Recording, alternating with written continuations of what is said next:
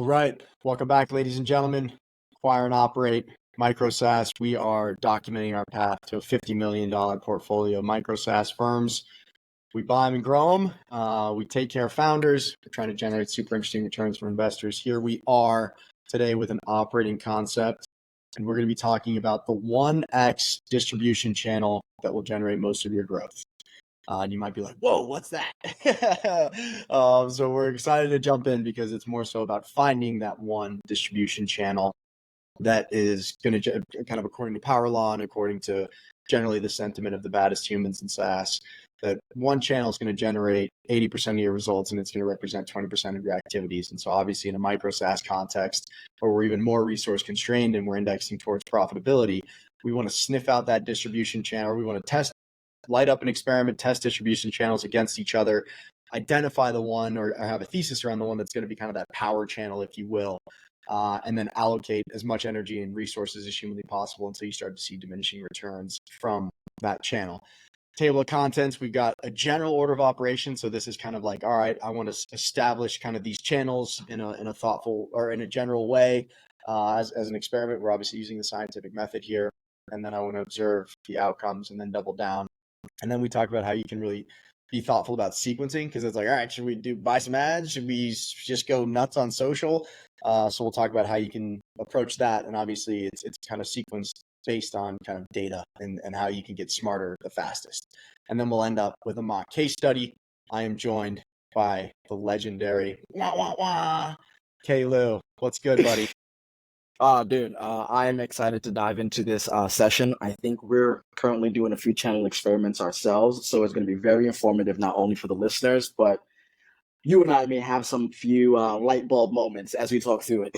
Yeah, dude, always good to know. I totally agree. So as noted on the table of contents, so let's jump in. So we've spoken about power law, Pareto principle ad nauseum, and I think it's something that I was kind of just recently very reminded of. And it's like, most marketing stalls out because you're trying to do everything all at once, or you're kind of flip-flopping and thrashing between tactics. And focus creates, just like every mantra that we have, dude, it's like focus creates the space for performance, power law. Yet it's a practice, right? And you find yourself where it's like, damn, I feel like it's like I'm trying to spin this plate and this plate and none of the plates are spinning. And it's like, well, dude, find one plate and spin the shit out of it. So Peter Thiel has a good one. If you can get just one distribution channel to work, you have a great business. If you try for several but don't nail one, you're finished. So that's basically the power law said in a different way. And so I wanted to start with that just to kind of lay out the sentiment here. So I think generally speaking, we're using a 1-year time period. You can try to accelerate this to probably 6 months is as fast as you can do. But again, you hate to try and light up all these channels all at once. You kind of want to be thoughtful and sequence and make sure that you kind of get to an outcome where it's buzzing and then you move forward. So we've established kind of a Y1 timeline for this macro experiment, which is identifying a channel among 4 or 5 options that has demonstrated the most productiveness. Which is probably profitability. So the goal in Y1 is to set up and observe various channel experiments. And then obviously you need to be thoughtful about observation periods. You need to be thoughtful about the criteria that you're measuring and making sure that they're relevant in that channel context. And then ideally at the end of Y1, you're like, damn, this one's ripping, or it's, and generally it should be between 20 to 50% more productive than your other channels. And you can just go hard as humanly possible at it in Y2. And then, of course, you should start to see diminishing returns, especially with stuff like paid ads. So you can kind of come back to the results from that experiment and say, oh, this other thing here, and we use kind of CAC payback period, which is like, hey, if you charge $30 a month, basically you want to pay less than $90 to acquire that customer. So you make your money back in the first 3 months, and then it's all profit margin from there. So any channel that's demonstrating a 3-month or less CAC payback period is juicy and worth revisiting. Anything to add there as like a point of departure, Kev, and then we'll jump into general order of operations? No, pretty thorough. Beautiful. So I think the first thing is identifying your existing channels. And there's a huge assumption for us where just, every single micro SaaS firm, even kind of lower middle market SaaS, you talk to the founder, you talk to the CEO, and it's like, so how do you grow this thing? It's like, well, people come to our website and buy it. It's like, okay. And that's the almighty word of mouth, right? Which is a testament to the utility of the product, a testament to Yep. just kind of the reputation. But it's not coin operated. And it's a lot outside your control.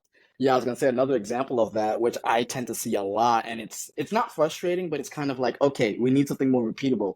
Our CEO posts on LinkedIn once a week, and we get a ton of leads on that. And it's like, yeah, that's good, but your CEO's not the marketing team. Or it's like, well, let's have them start posting twice, see if you get Yeah. twice as many leads. They're like, we do, and then it's like, holy shit, tell them to post every hour. Yeah, like he's the channel. So the first thing is kind of assessment of the current state. So like, and lean into that, right? And there's some different ways to do this. You can look at Google Analytics and see what the traffic sources are. Obviously, you want to be thoughtful about introducing some kind of profiling around the trial account or some kind of account creation process, which can be as simple as, how did you find us, with kind of 4 or 5 structured responses, with an other to kind of capture the long tail stuff. Because when we unpacked it, for instance, at our portfolio company, it was all ambassadors. So it was like, oh, XYZ told me, and they run a coaching program for small businesses or whatever the case may be. But the first thing is like, all right, find out what's working for you and just map kind of the territory that's in existence today. Because you can kind of understand, okay, this is kind of our table stakes now, or status quo. These are the base rates for these channels. And if you have an opportunity to pour gas on something, that's probably your quickest win. So it's like, ooh, let's incentivize ambassadors, or ooh, let's do an ambassador contest, or ooh, whatever the case may be, and just see if you can get some little quick wins as you start to figure stuff out. And then you want to explore potential channels, which is really just about, and like the usual suspects and the ones that we focus on today are paid ads, organic and SEO, which is like blog content, cold outbound, and ambassadors. So those are kind of the 4 general ones. So that's always kind of good surface area to start with. So you look at what's happening, use metrics. Obviously, you've got kind of quantitative stuff like Google Analytics, Ahrefs is useful, but that's not going to tell you so much. It's like, all right, people are, coming direct to our website. It's like, shit. Okay. That doesn't tell us anything. And that there's a lot of dark web stuff. So it's like, oh, actually what's happening is ambassadors are sending a WhatsApp link to their people, and then they're coming direct to your website. It's like, oh, we have no visibility into any of that. That's all like kind of dark social. So from there, you probably want to introduce what we could call qualitative, which is a form, just real primary research. Ask your users one single question before they sign up. And then, as we've spoken about a lot as well, every question you introduce is friction into that account creation process. So you want to be super thoughtful to make that as painless as humanly possible, because it's a trade-off between harvesting useful data and introducing friction that prevents conversions towards the outcomes that you're after.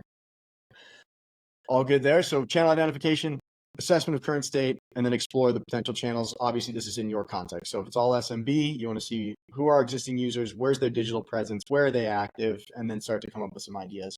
But again, and this is back to kind of who's our ideal customer, right? I want to make more friends. Cool. Look at your existing best friends and find the 2 or 3 patterns among them all. Now you got your 2 or 3 things that you're going to use to go find new friends. Same thing with ideal customer profiles.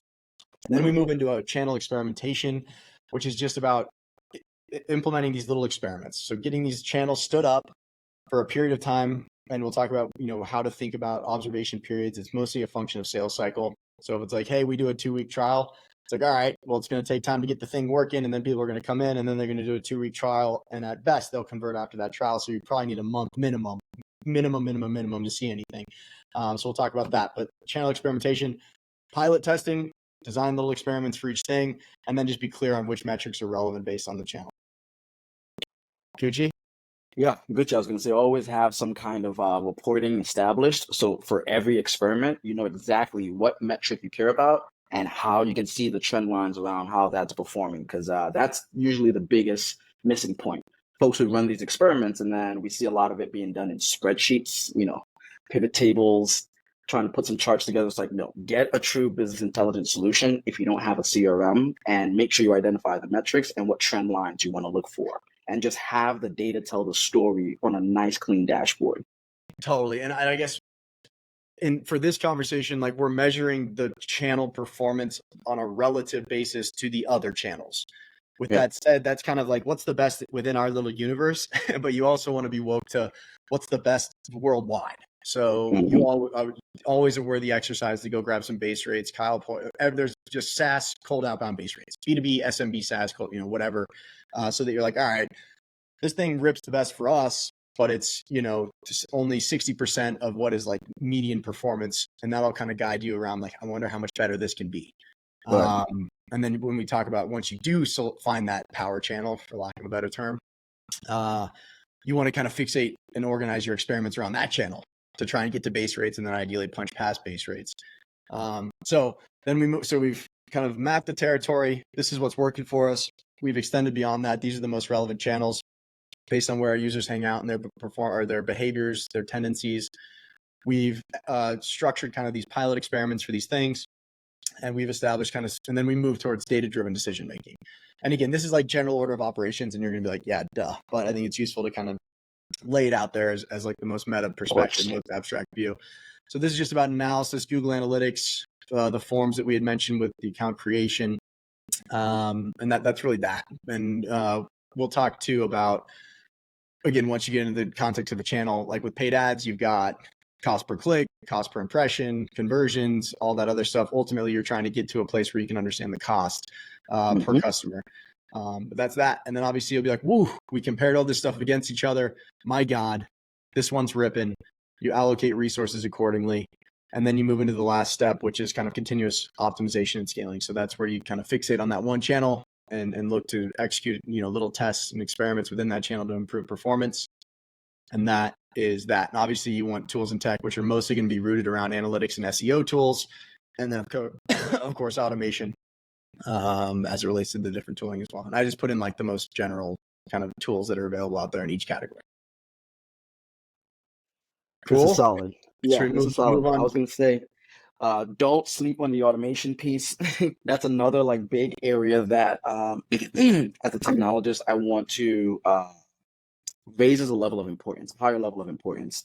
When it comes to the automation, you want to make sure that anything that is a strategic decision or could be a strategic decision, it's flagged in your reporting to say, okay, we need to go analyze this data point and understand what's going on. The moment you can figure out how to normalize your data points or fix some of those gaps, and it's one of those mundane, repeatable activities, automate that immediately. Automate your alerts when things go wrong. Automate your alerts when things go well. Automate your alerts when the pattern is unsure of if it's going well or not, because you want to, in real time, understand what is happening with your channel experiments. Like Hill said, it'll take a month minimum, but without proper reporting for visibility and automation for that visibility, your experiment may take longer than a month. And then, of course, there's the morale factor. It's like, hey, is what we're doing really, is this juice worth the squeeze? Should we give up on this effort? And a lot of that can be sped up with boosting morale, with just having reporting and automation to make a lot of the mundane work and the lack of visibility a lot smoother.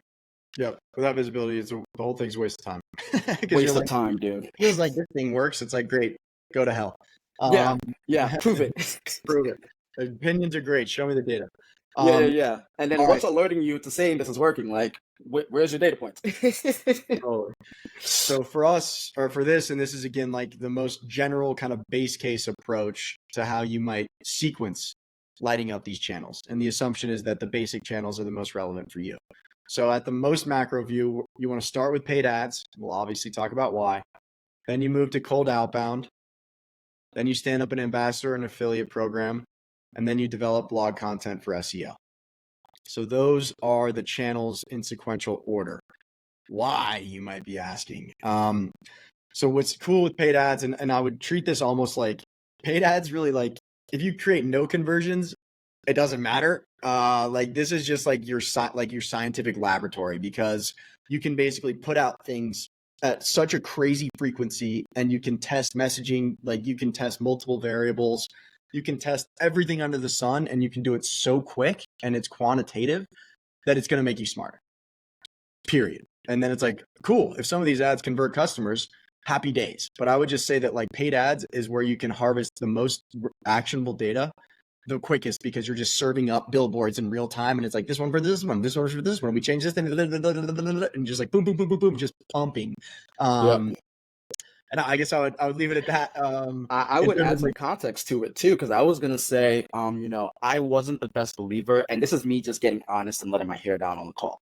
I wasn't the biggest believer in starting with paid ads, but when you look at a lot of the other strategies and channels, it is truly the only one that is always on, constantly trying to find your ICP and get placed right in front of them. Let's think about it. If you post on social media, the algorithms are always changing. They may not see your content. Cold outbound, you're going to spam, or they might get the email once, maybe not the second time. There's just so many other opportunities for your communication to not reach your target audience with the other strategies. But with paid ads, like Kale said, you're going to get data immediately. Might seem like a bit of an expensive experiment in the beginning, but the data points is much worth the cost, because then you can take that data and execute all of your other strategies effectively.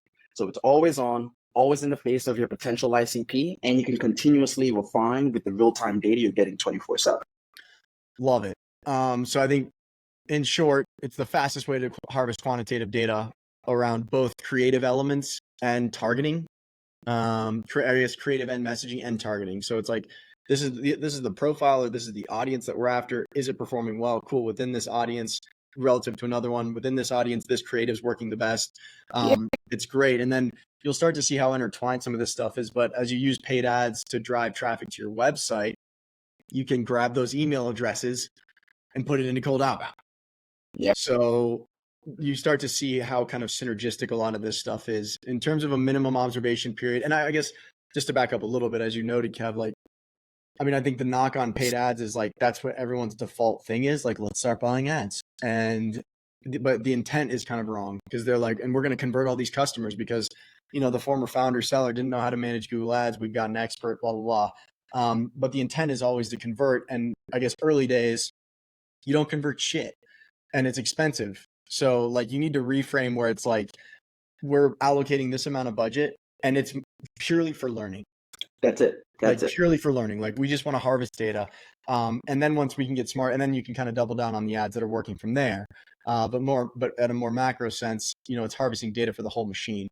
Yeah. And if you think about it, to add some additional context, like big guys like Salesforce, I've seen folks out there bidding on keywords like CRM. I'm like, you don't want to do that, because the big guys are bidding millions of dollars on those keywords simply to understand their audience. They're going to convert customers. We know who they are, but those bids are still high simply for data research. That's all they're doing. So take a page out of the big guys' books, set a budget, and say, hey, this is simply for learning. Let's give ourselves 1 to 3 months, understand what we know, and then we can come back to refining our experiments with a better targeted keywords and audience behind that. It's beautiful. Yeah. When you speak a little bit to the, I guess, also notorious diminishing returns of paid ads, because like, other competitors get woke to the keywords, blah, blah, blah, or eventually you're like kind of bidding against yourself, which is this super weird scenario where now kind of you're competing up the cost per ad until it breaks the unit economics. And now it's like, shit, this isn't a profitable channel for us anymore. And that's where keyword refreshing comes in every 30 days. You want to look at your long-tailed keywords. How do we win against the guys who are bidding big bucks? Yep. Cool. So then you got your ads rolling. You've got, whatever 10 sets of creative, 2 or 3 audiences that you're going after. That's probably going to be mostly rooted in your existing users. Maybe you grab your social media followers, whatever. Then you start implementing cold outbound. So ads are running, they're ripping, it's optimizing. You take what learning you can from here. You start to stand up cold outbound, which is going to be, again, a function of like no-brainer kind of leads that you think are interesting. And again, we're just trying to kind of see how they work. What's interesting here is that it creates the space for like actual customer dialogue. So now you can start, and obviously you have more surface area, whereas ads, it's like, who saw it, who clicked on it, did anybody convert to a trial and sign up, or did they engage with our lead magnet? And then we follow up with them via email, and then we would associate that conversion with the ad that kind of generated it. Yes.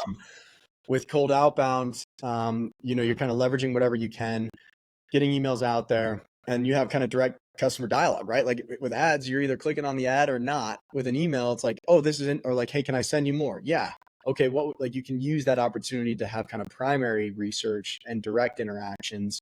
And I think that's probably the root benefit. And then obviously emails are highly, highly scalable if you have your lead acquisition dialed in, which can be a function, as noted, of the ads, right? So you use the ads, people come to your website, maybe they don't convert, but you can capture their email address from visiting your website, and you can do that. Or you can kind of sequence these the other way, even though this is, I guess, against what we're talking about, where you can use cold outbound to drive folks to your website, grab their IP address, and then retarget them with ads.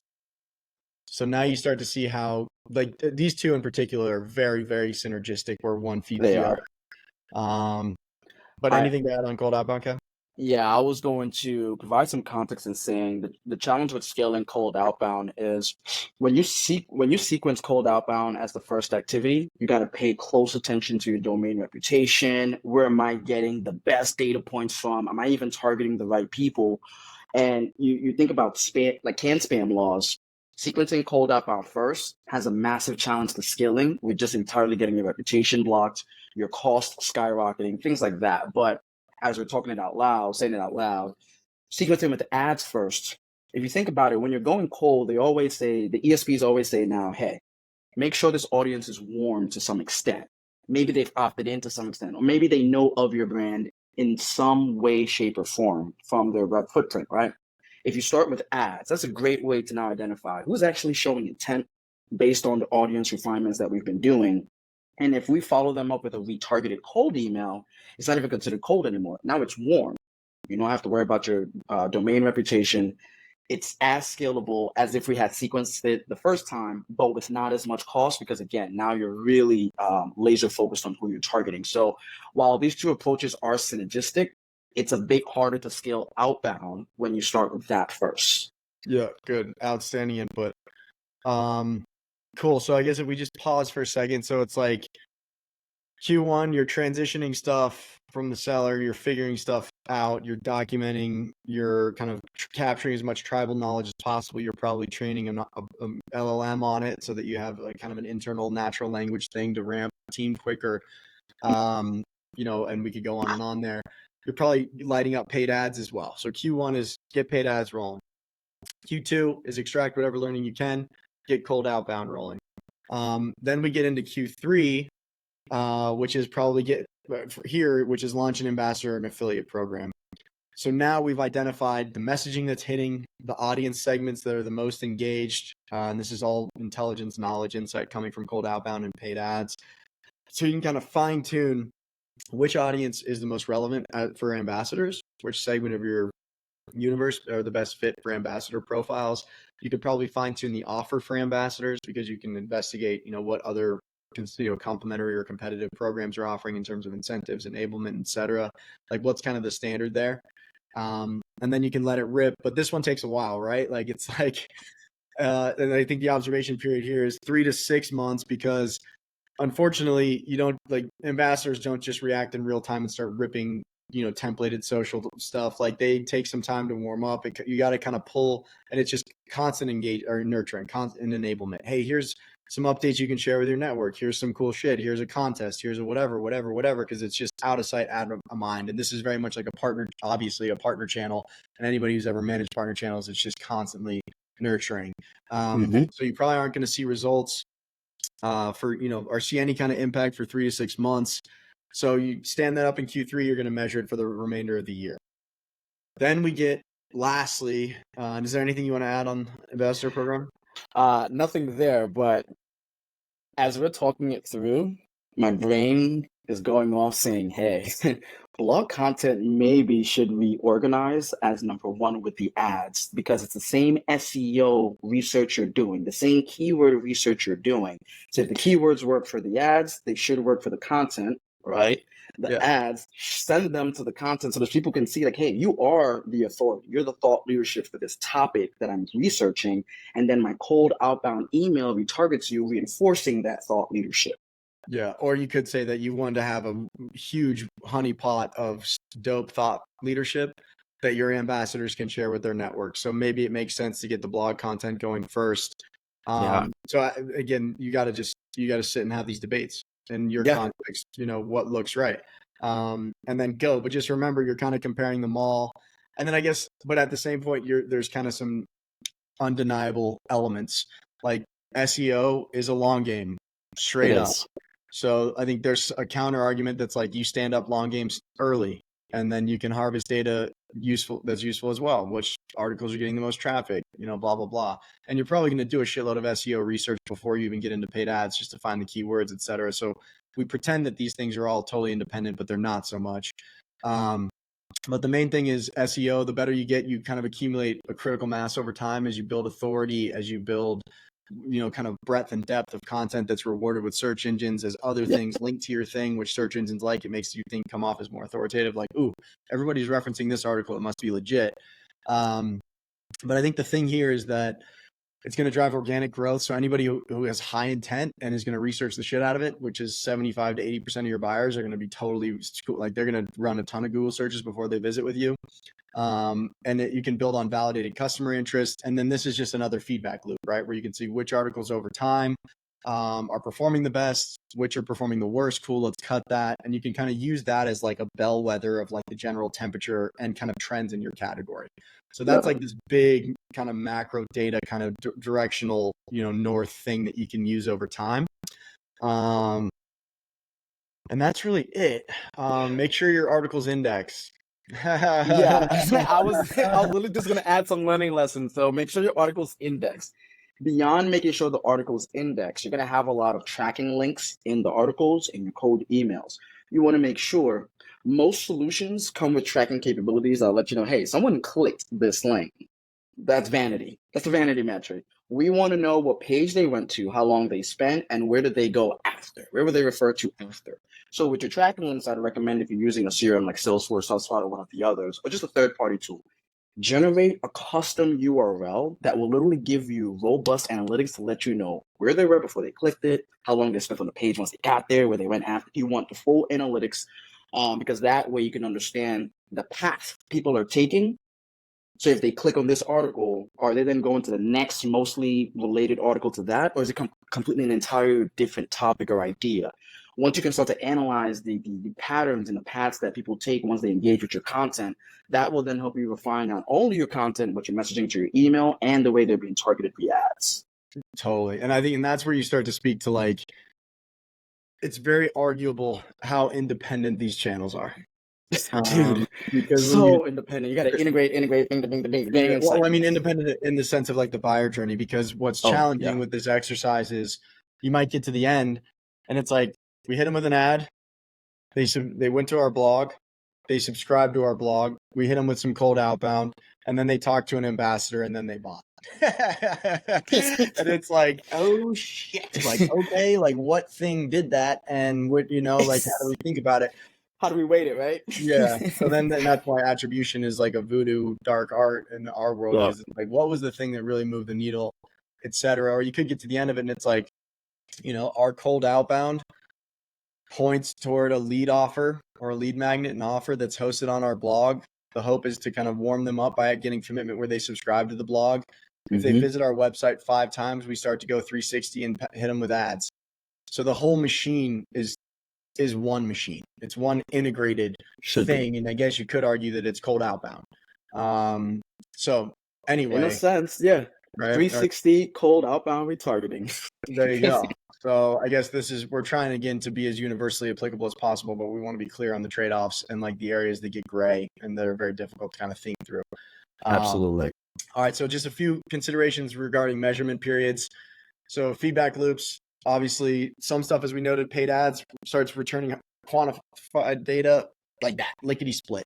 Cold outbound's a little bit more drawn out, but it's going to be faster than website traffic or conversations one-off with your ambassadors. Sales cycles should have been number one. Like that's the number one thing. Like you just got to be clear and just think about your model. Like, okay, we have a freemium thing. We have a trial thing. We have a sales-led process. So it kind of starts with expressing interest and we do discovery. We move to demo, yada, yada. And then budget constraints. So I think you kind of want to come into this like, we're going to stand these things up in this period of time. And this is our overarching budget across the entire board, because this is, again, just for the most part, a learning exercise, but it's actionable and it has the potential to be very productive in the form of new users and revenue. But you're putting this on as like, we're uncovering our most productive channel, and then we'll go from there. And like the holy grail is like, yeah, dude, emails rip. And let's just go with that. And it's like, cool. But as we noted, there's some nuance and some intricacy. So I guess we'll just kind of leave it at that. And then seasonality too. goddamn can be super deceiving. So it's like, wow, it's like, let's say all your buyers make their decisions in Q4 and you start, cold outbound in Q4 or whatever. It's like cold outbound ripped. And it's like, well, dude, let's look at Q4 last year, let's look at Q4 over the last however many years we have data. And it's like, actually Q4 always rips. And then it's like, all right, we got to adjust for seasonality and kind of get back to this, get that variable out of there. Yeah. All right, let's close up here with a mock case study. Really quick, before we go into the mock case study, I had one other thought that came to mind. Enrichment. We talked about people hitting the website a lot. Shameless plug. Clearbit has a free plugin. There's other solutions as well. Start to track who's coming to your website, because that's an additional missing data point that you can then connect to everything else. So are my ads working? Are my emails working? Are the people I'm targeting actually coming to the website? If they don't come to the website, is someone from their company coming to the website? So at the very least, if you have the person's email address and you have them cookied, you'll see the website activities. But if someone else in their agency or in their network visits the website, we want to see that relation. It was either a conversation, they forwarded the email, but we want to see that connection to say, hey, we have now tapped into a new community. We targeted one person and their second and third degree connections are now coming to the website. Now we can enrich and target those people as well. Yeah, and that's just closing the loop between cause and effect, right? Or inputs and outputs. And usually landing on the website is a big outcome that you want to be able to associate with your inputs. All right, AppTrack is a time tracking tool for freelancers. This is a mock example. It's not a firm that exists. I mean, I didn't even see, maybe it does. Who knows? Yeah, maybe there is an AppTrack out there. And this is what Y1 might look like. So they, like our portfolio company, has a 2-week free trial. And so that was kind of the big consideration around sales cycle. And this is what they did. They bought some paid ads on Google and Facebook. They did some email campaigns targeting freelancers in creative industries. They stood up an influencer partnership program. And then they got some blog content going that was optimized based on their SEO kind of keywords or the beats that they were trying to hit. We fast forward to the end of the year. And so you can start to see, okay, what are the metrics that we're actually looking at related to each channel? So for ambassadors, it's like, how many leads did the ambassadors send us? How many converted? And how much are we paying the ambassadors and all the tooling and all the stuff behind the hood to enable our investors? Or our ambassadors, right? For paid ads, it's click-through rates, conversion rates, and cost per click. For cold outbound, it's open rate, response rate, and conversion rate. For blog content, it's traffic, time on site, and conversion rate. So a lot of overlap there, but I guess definitely some nuance channel to channel. And so if we look at it, and we just looked at an ROI again, which is kind of made up, but it's like, all right, how many total users did each of these kind of channels acquire? Cool. What was the conversion rate? And what was the CAC? So we look at the total cost of that thing divided by the number of new users. That gives you your CAC. And again, we're looking for a 3-month or fewer payback period. So if you look at the table here, ambassadors acquired 200 new users at a 15% conversion rate, and that whole program cost $25. So in this case, there's probably no economic incentives to your ambassadors, or they're very low because you're dividing it by 200 total users. And the tooling is pretty cheap. So the ROI there, and I could take you through the arithmetic on another post, but the ROI there was at 200%. Paid ads generated 150 new users at a 10% conversion rate, and the CAC was $30. The ROI there is 120%. Cold outbound generated 75 users at a 5% conversion rate, and that program cost $45 CAC. ROI there's 80%. And then our blog content, which is probably almost always the case, generated the fewest users at 50 with a 3% conversion rate. The CAC was $15, and we see that as an ROI of 50%. But as we noted, blog content is such a long game, and I would be shocked if that ever comes in as your most productive channel, because it's just really it's just tough to associate inputs and outputs. So with this analysis, we would say that paid ads were effective. Like, we tested a bunch of messaging, and I mean, I would say very effective if you acquire 150 users. And then of course, I guess that you should expect the CAC to go up over time as the returns diminish. Cold outbound had one of the lower conversion rates, but it's cheap as hell, so it's interesting. Ambassador program generated a ton of users and had the lowest CAC and also the best conversion rate. And then lastly, blog. So I guess the conclusion here is like, whoa, the ambassador program is ripping. We need to allocate as much energy as we can to the ambassador program in year 2. but ambassador programs too. And I guess this is kind of like the but, which, you hate to do, but it's like, but, you have to assume that like high probability fit kind of ambassador profiles is the same as a TAM. So it diminishes over time. Basically, there aren't enough, or at some point you're going to have associated yourself with every home run ambassador under the sun. Yeah. So then you have to move on to less quality fit ambassadors, or you just shut her down because you're now seeing diminishing returns. So this is back to like a rip it. And then as soon as you start to see like, oh man, we've added more ambassadors and we're not seeing more lead flow. Cool. You've probably hit the point of no return, or I'm sorry, the part of diminishing returns. So again, this is like the most basic case study under the sun. We try to keep it easy that way, but just to kind of bring this thing to life a little bit. Anything to add before we wrap, Kev? No, it was pretty solid. Word up. So just to recap, Y1 is basically getting, 3 to 4 channels here. The most basic ones are going to be paid ads, organic and SEO, which is blog content, cold outbound, and the ambassador program. You want to get that stuff generally stood up, probably in the first 2 quarters or 3 quarters, so that you have enough of an observation period in Q4 to objectively compare each of these channels against each other at the end of Y1. Then you want to move into doubling down on the most productive channel in Y2. We suggest sequencing as like a base case, paid ads, harvest a ton of data, quantitative, get smarter, faster. Who cares if you really convert customers? Then use that to get more targeted with your cold outbound and continue validating that messaging. Then you've got a pretty good grasp on who your best kind of audiences are and how to, divide them into segments, light up some ambassadors that are highly relevant, who have a big audience in that defined audience that aligns with you. And then lastly, go hard at organic and SEO, because you're going to be doing that for the rest of your life. That's it. All right. That's a wrap, y'all. For the love of the game, let's get some laser beams going here. Beams. All right, Kalu. Always a pleasure, my guy. I will see you next week. Until next time. Cheers.